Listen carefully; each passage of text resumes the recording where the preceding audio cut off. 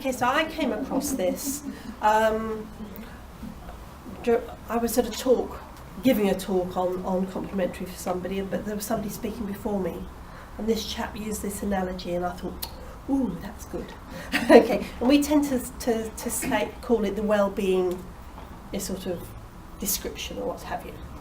And it's quite interesting because I think as a therapist it can explain an awful lot. If you can imagine, we all have a boundary where our energy, it's a wellness boundary, okay?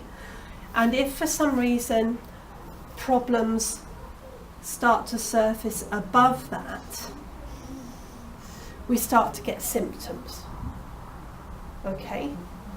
So for example, this time of year, somebody could have hay fever.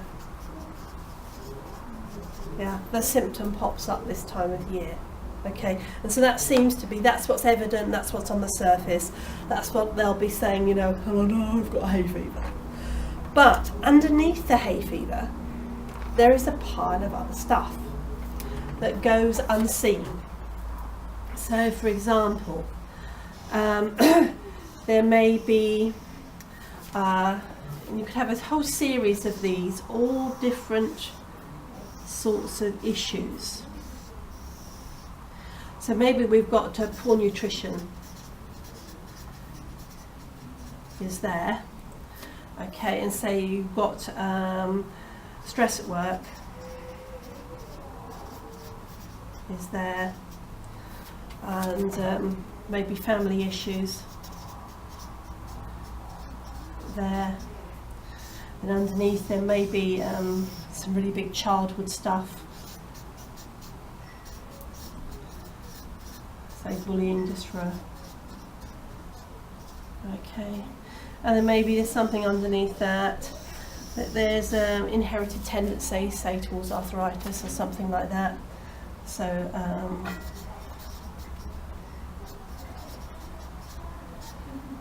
arthritis in family, so it's a DNA thing. Okay, so just an example of what's actually underneath the hay fever.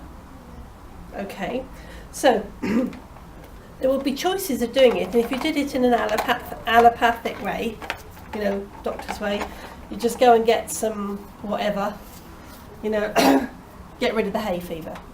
So hay fever's gone, symptom free,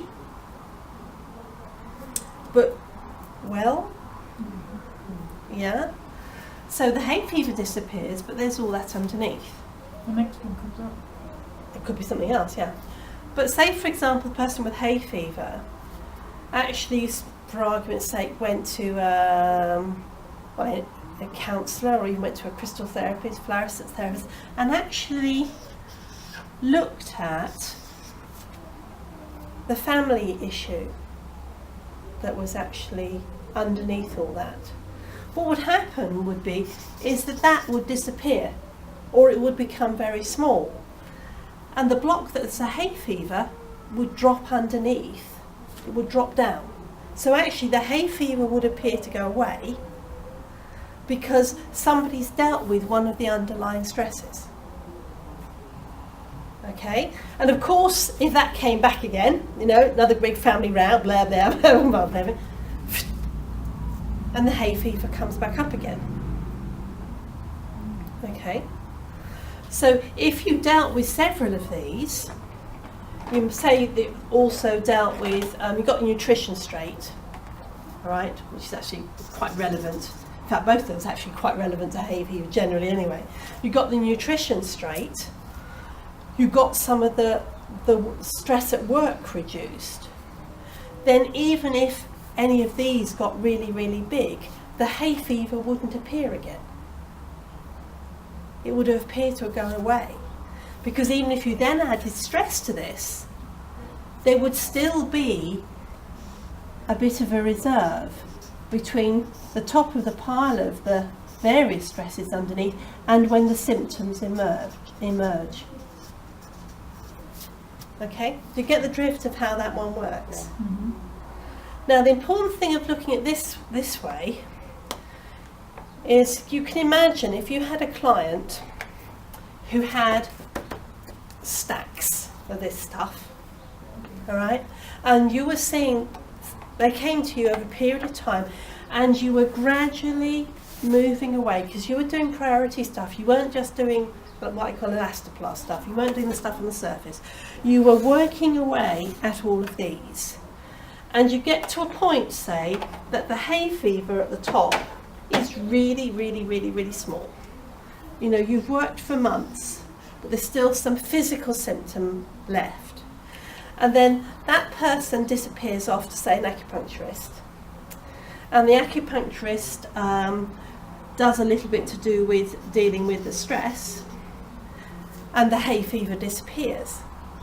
And so in the client's eyes, the acupuncturist has healed the hay fever. Mm. But in fact, all the acupuncturist has done has happened to have been the last person to relieve some of the stress. And so what appears to be a miracle curing, inverted commas, is actually, and it's unfortunate it's not been you, it's actually been because of all the work that's gone before, and it just so happened that someone came along and moved another bit out of the way.